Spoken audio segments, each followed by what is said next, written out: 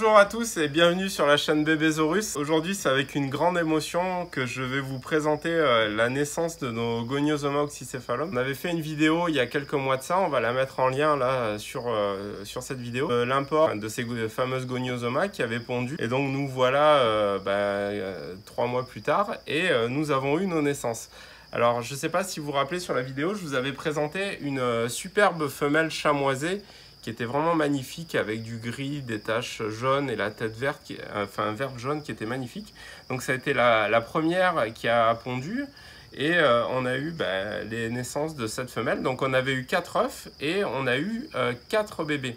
Donc là je vais vous présenter les bébés. J'ai pas eu l'occasion de faire une vidéo avec l'éclosion des œufs de cette femelle là. Les bébés sont tous nés chamoisés. Regardez. Donc là, ils sont nés il y a à peu près 15 jours, 3 semaines, ceux-là, maintenant. Ils ont déjà mangé 2 fois des souris décongelées. Et donc là, pour l'instant, ils n'ont pas une coloration très spectaculaire, mais on commence à voir la couleur jaune de la tête avec des reflets un petit peu verdâtres.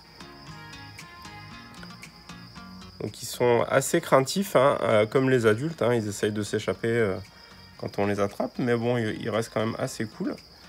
Donc là, je vais vous montrer les 3 des 4 bébés qui sont nés. On en a un qui ne mange pas encore sur les 4. Enfin, en tout cas, qui ne mange pas encore du mort. On va essayer encore cette semaine de le nourrir au mort. Et si ça ne fonctionne pas, on essaiera avec du vivant. Ouais, elles sont très très belles. Ils sont déjà assez grands quand ils naissent, comme vous pouvez voir. On voit déjà à la naissance s'ils vont être chamoisés ou verts. Parce que là, sur la deuxième ponte que je vais vous montrer, ils sont nés tous verts. Donc là, on commence à voir apparaître parfois des petites taches oranges sur les flancs. Alors c'est peut-être pas de ce côté, mais on va essayer de regarder de l'autre. Ouais, là on les voit, ouais. Alors je sais pas si vous les voyez sur la vidéo, mais je pense qu'ils vont ressembler un petit peu à la mère, ceux-là. Donc la question, bon, alors comme c'est des bébés qui sont issus d'une femelle qui a pondu après s'être accouplée en milieu naturel, je ne sais pas si le père était lui aussi chamoisé ou pas, ça c'est difficile à dire. Le mode de transmission de la coloration chez les gonios aussi, je ne sais pas. Là, je préfère pas dire de bêtises. Je ne sais pas si c'est polymorphique, si c'est simplement des gènes récessifs, si c'est quelque chose qui se transmet par des lois mendéliennes ou pas. Enfin, l'avenir nous en dira plus, on verra si on arrive à en reproduire d'autres plus tard. Après, je vais vous présenter les 3 bébés. Ils sont assez timides. Alors nous, on les installe dans des petites boîtes comme ça, des petites bras plastes, des BP2. Et on leur met un petit peu de sopalin légèrement humide avec une petite gamelle d'eau. Comme ça, ils peuvent se planquer dessous. C'est assez hygiénique. On peut contrôler s'ils mangent bien ou pas. Vous voyez, ça c'est la deuxième qui est pareil.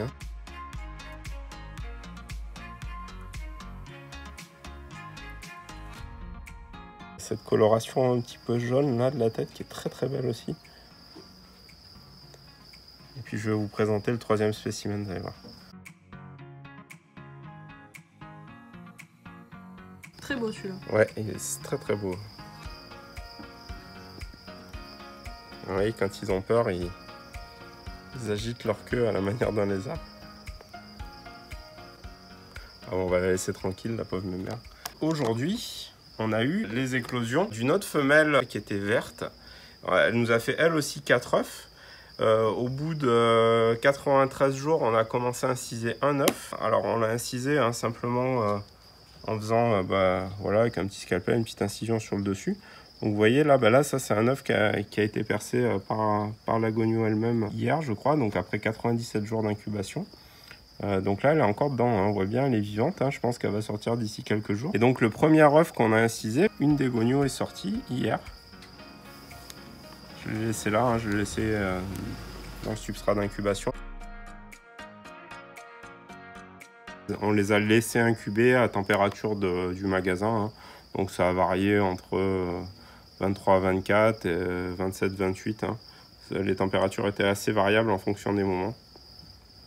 Donc là vous voyez, ça c'est des bébés qui sont issus d'une femelle verte, donc ils sont déjà tout verts.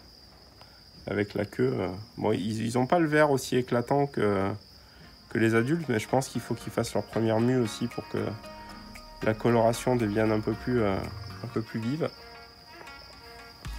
Voilà, et donc là, ce matin, il y en a un deuxième qui est né, que j'avais ouvert hier.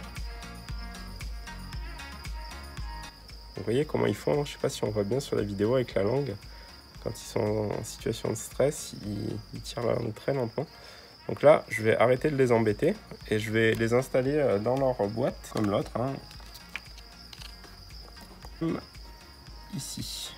Donc on va revenir un petit peu sur l'incubation, hein. Comme je vous disais, on les incube dans une simple boîte comme ça. Ça, c'est le couvercle, hein, de la boîte d'incubation. Donc vous voyez, il n'y a pas de trou de perçage. Comme ça garde une hygrométrie adaptée. Pas besoin d'avoir une humidité importante en dehors de la boîte d'incubation. Ce qui est important, c'est d'avoir l'humidité à l'intérieur de la boîte. On a simplement posé les œufs sur la fibre de coco humide, hein, comme ça. On a attendu à peu près 93 jours pour ouvrir le premier. Et on fait juste quelques petites incisions et on les laisse tranquilles jusqu'à ce qu'ils sortent eux-mêmes de leur œuf. Là, je pense qu'il va sortir d'ici quelques jours. Là, on voit encore les flancs du serpent. Avant de naître, en fait, souvent, il ramène la tête devant l'ouverture et souvent ça bulle un petit peu et généralement le lendemain ils sortent. Voilà, donc là il y en a encore 2 à naître, hein, donc celui-là vous voyez il est complètement sorti.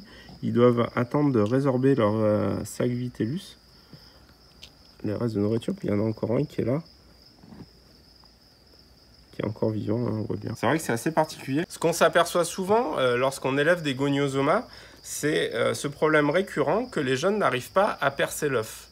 A priori, la coquille paraît extrêmement calcifiée, hein. Je ne sais pas si vous avez vu, mais la coquille est extrêmement épaisse. Et donc, beaucoup d'éleveurs pensent que l'épaisseur de la coquille est due à leur alimentation en captivité, qui est à base de rongeurs, donc beaucoup plus riche en calcium que dans la nature.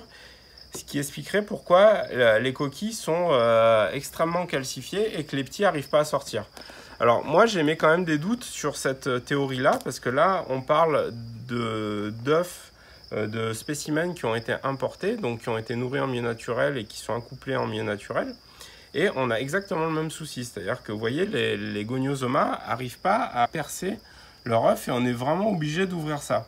Alors je ne sais pas pour quelles raisons ils n'arrivent pas à sortir leur œuf tout seuls, peut-être pour des raisons d'incubation, mais j'en sais absolument rien. En tout cas, je pense pas que ce soit une histoire d'alimentation en captivité. En tout cas, on est quand même très très content parce qu'on a pu avoir, je pense que là, donc là on est à 6 bébés Goniosoma, on en a encore 2 à naître, hein, je pense qu'ils vont naître là d'ici les prochains jours.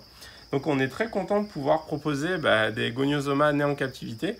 On va pouvoir proposer plus de bébés que ce qu'on a importé d'adultes, donc c'est génial. En plus, c'est une espèce qui est quand même pas menacée en milieu naturel. Donc là, on va les démarrer, puis on va vous les proposer à la vente là dans les prochaines semaines. J'espère que vous avez aimé notre petit partage de naissance des Goniosomas à la boutique de Lyon. En tout cas, n'hésitez pas à nous soutenir en vous abonnant à notre chaîne ou en postant des commentaires.